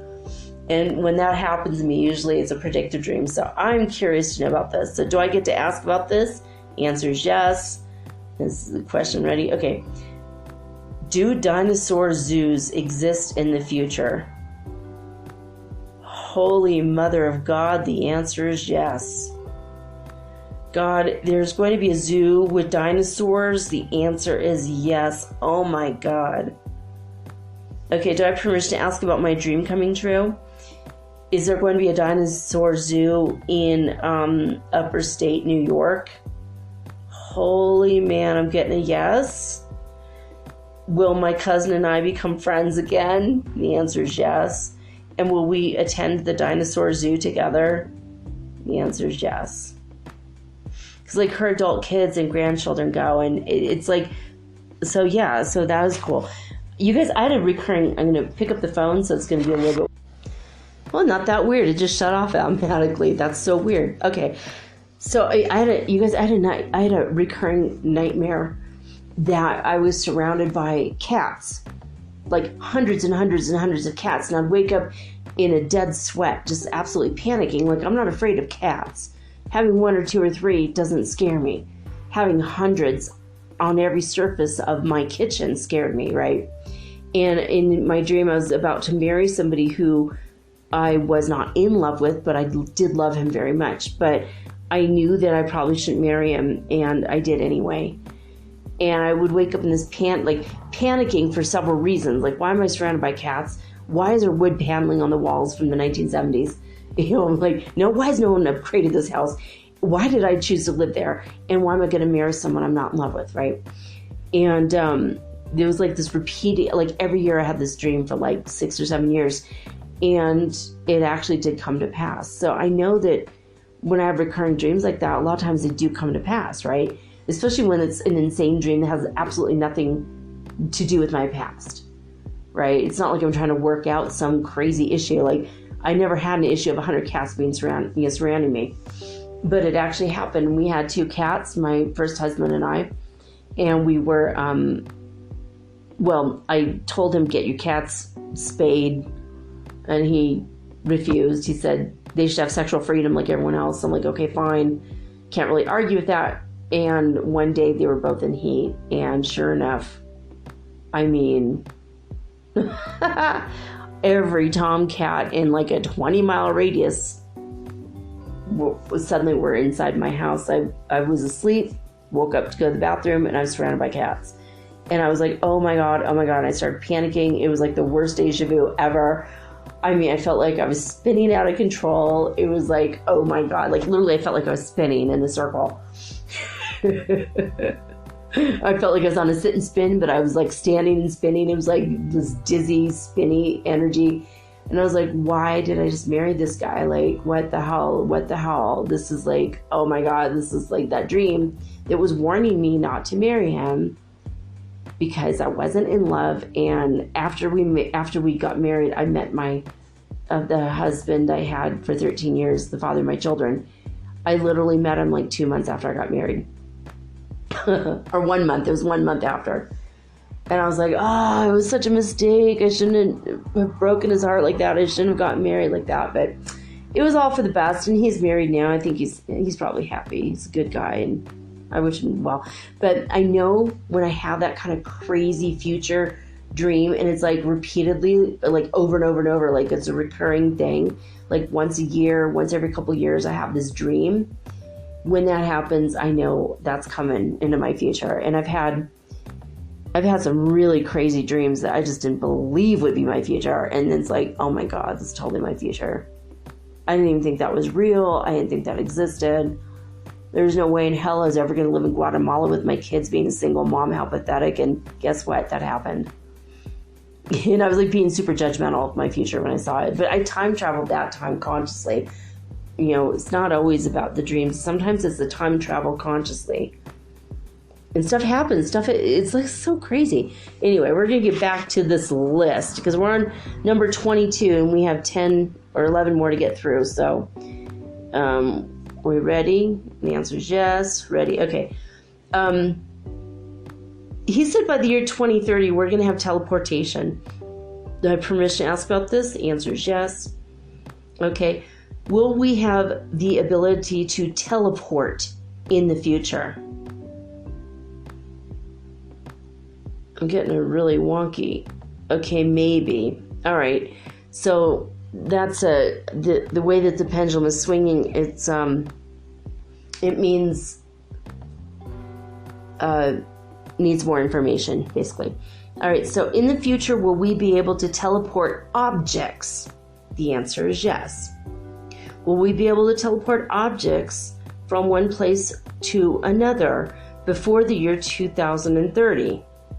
The answer is no.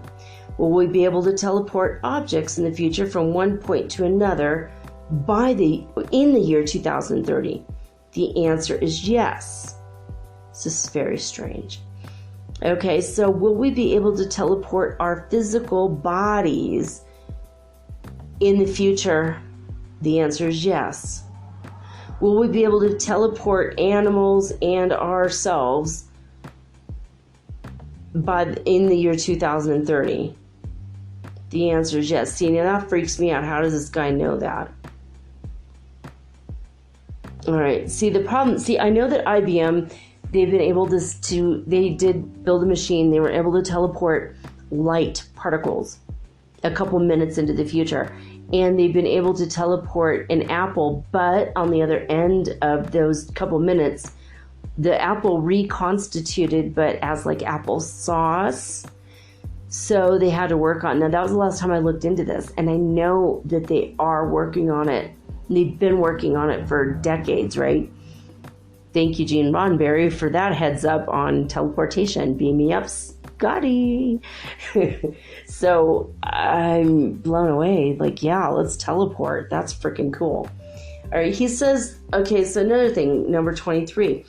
This guy says that airplanes will be electric in the future and not use fuel. Do I have permission to ask about this? Yes. Will airplanes be electric in the future? I am getting a no. I didn't think that was possible. But, okay, is it true? Is it possible to have an electric airplane? The answer is no. Cool idea, though. Oh, yeah, of course not, because duh. I mean, look, a car has this massive battery pack and can only go 200 miles. Airplanes go 200 miles an hour. And how many... Isn't that true? How fast do they go? Like, is it 200 miles an hour?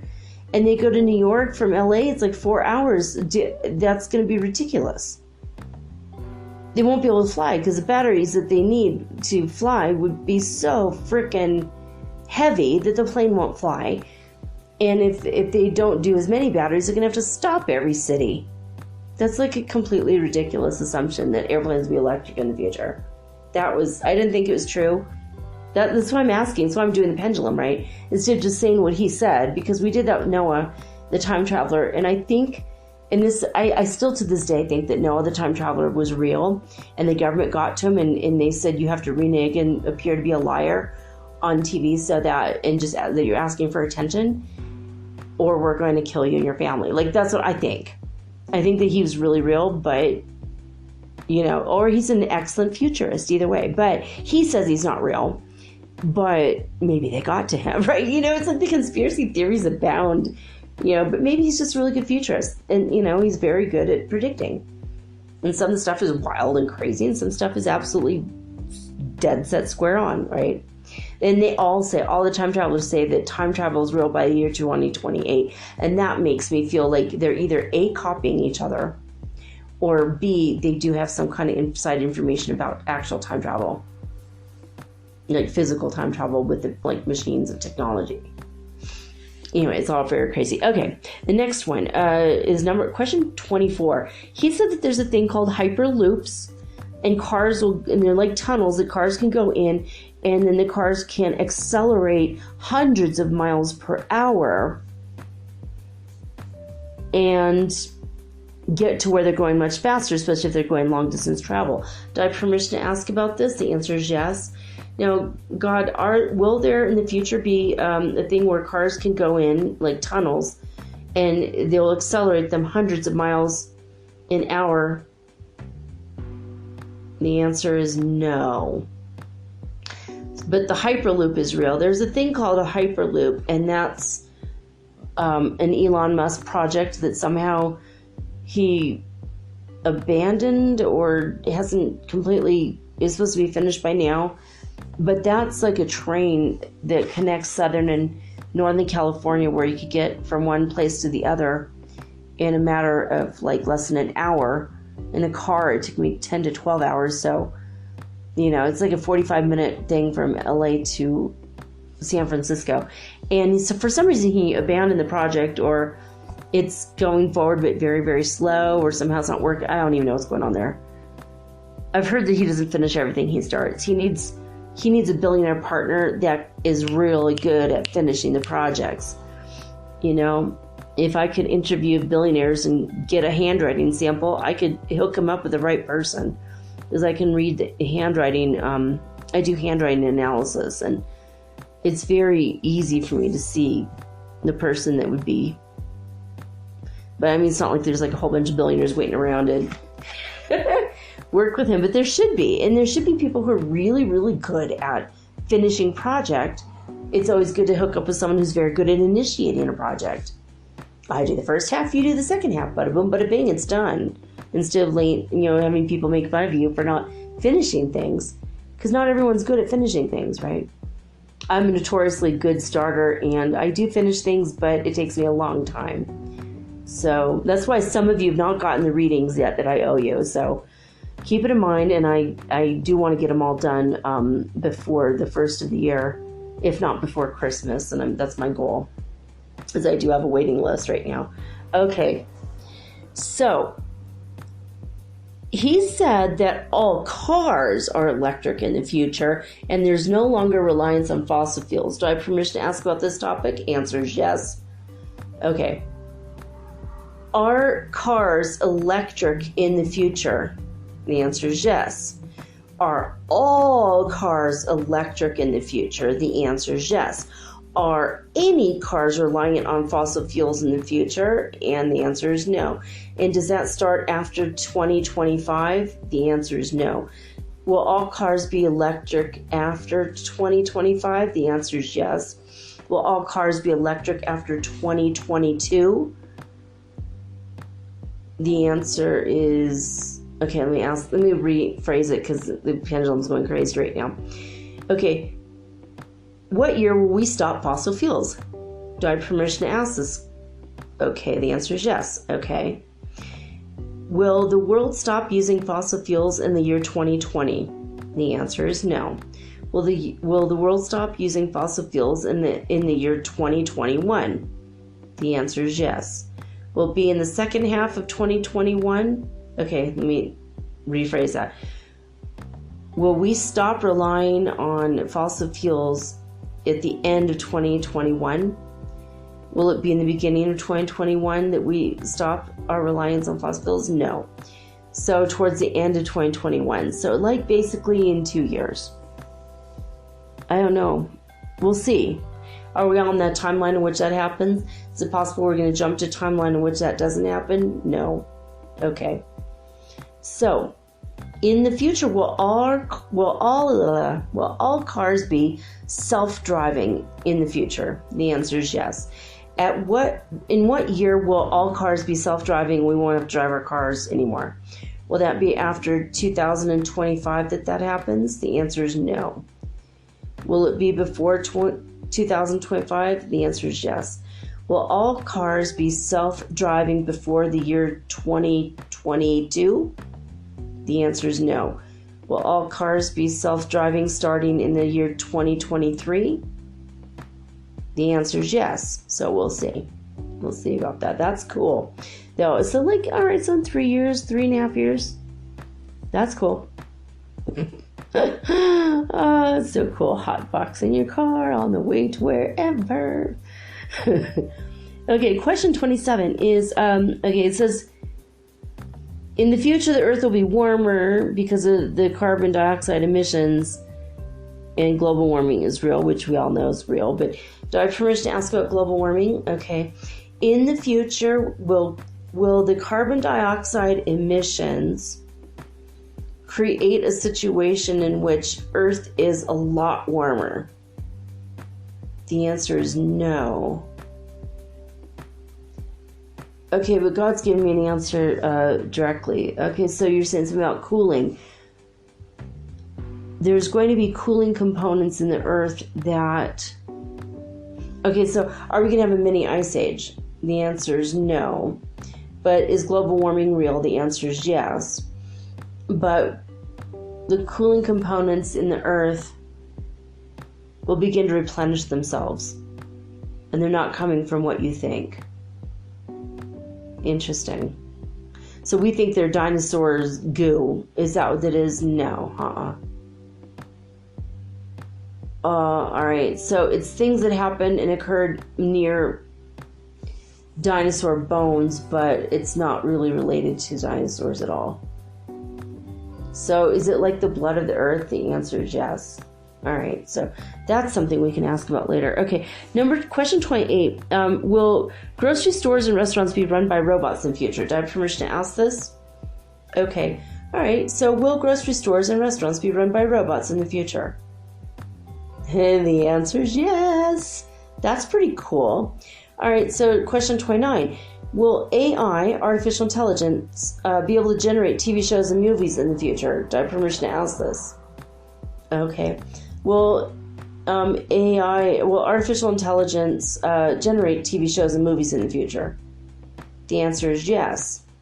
Will regular TV shows and movies still exist at the same time? The answer is yes.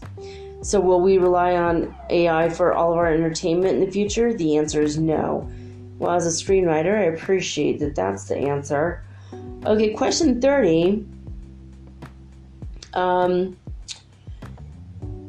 He said that in 2033, there will be commercial time travel available to the public. Do I have permission to ask this? In 2033, will commercial time travel be available to the public? The answer is yes. Will it be available to the public before that? Okay, I'm sorry. Will commercial time travel be available to the public before the year 2033? The answer is yes. Will commercial time travel be available to the public in the year 2028? The answer is no. Will commercial time travel be available to the public by the year 2029? The answer is yes. Okay.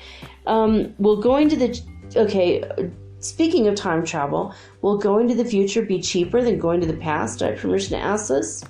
Okay. Speaking of time travel, God, will going to the future be cheaper, less expensive than going to the past?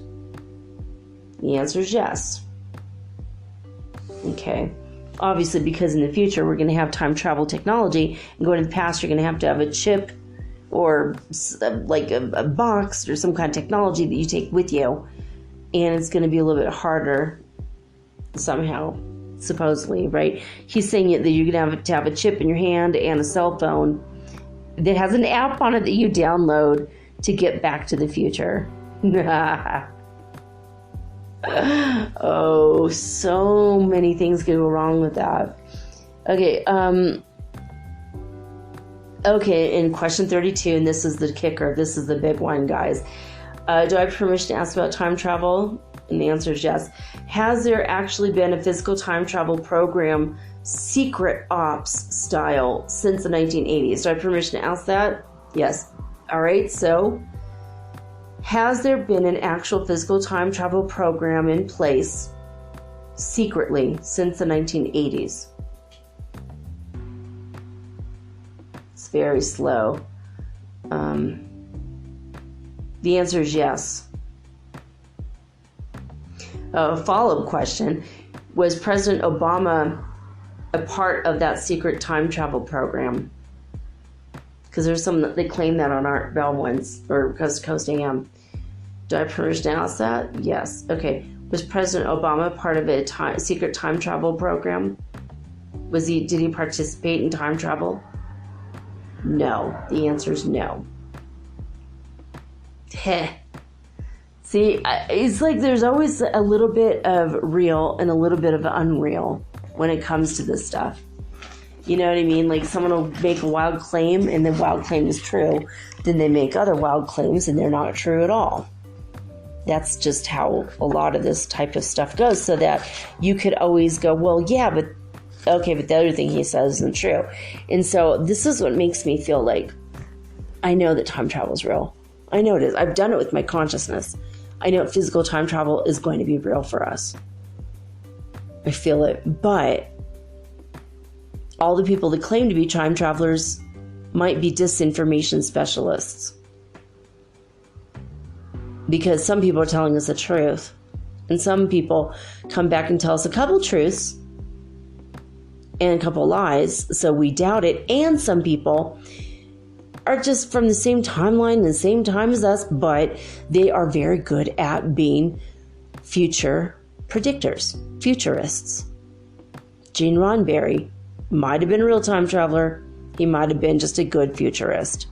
Anyone who is worth their weight as a science fiction writer are good at predicting the future, and that's why science fiction is so freaking interesting when it comes to the technology that we have in the future. So, I don't know, take this episode with a grain of salt. Maybe it's real, maybe it's not real. We know what God said through the pendulum, but again, it's, when I ask a question, I blank my mind and I allow the answer to come. But there's still a way I can influence the pendulum one way or the other. But I was able to, for the most part, from all these questions, for the most part, I was able 100% to blank my mind. And maybe a couple of the questions I was hoping for an answer one way or the other, and I kept trying to stop it.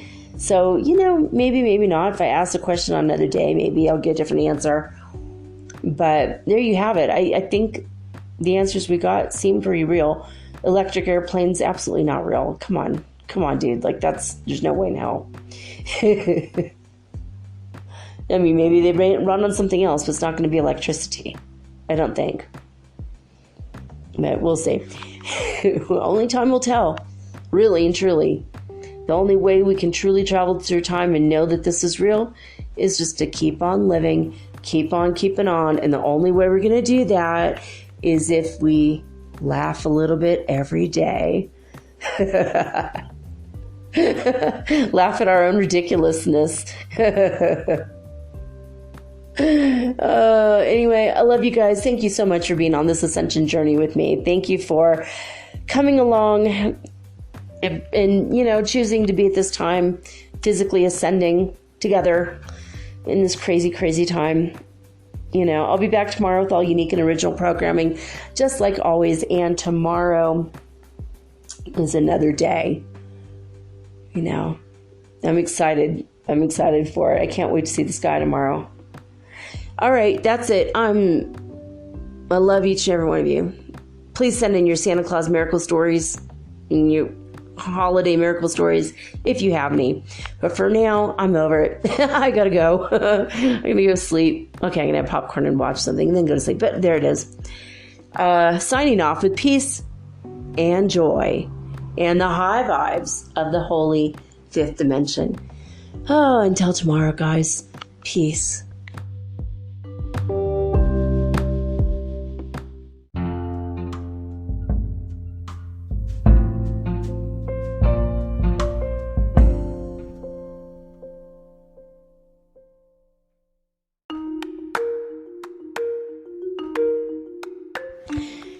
Do you ever wish you could look into the next chapter in your book of life and see what's coming next? What does the universe have in store for you? I can help you with that. I will give you a Celtic cross reading, which is 10 cards, or you can ask me 3 questions, and I use 3 cards per question. So that's 9 cards, or I can channel your higher guidance, or maybe God directly for you. Maybe you want to talk to your dear departed Aunt Edna, because maybe you have a few questions and she was the smartest person you knew. If your deceased relatives are available or your ascended masters, I can channel them for you personally. Let me have 1 hour to show you the future in your next chapter of your book of life. Readings are $75, and it takes me an hour to an hour and a half to complete. And for this price, you will also be hooked up to the healing grid around the planet for free, which means yours truly, me, I will be giving you Reiki 24 hours a day, 7 days a week for the rest of your life. All you have to do is let me know. metaphysicalsoulspeak@gmail.com, and we will explore your future together.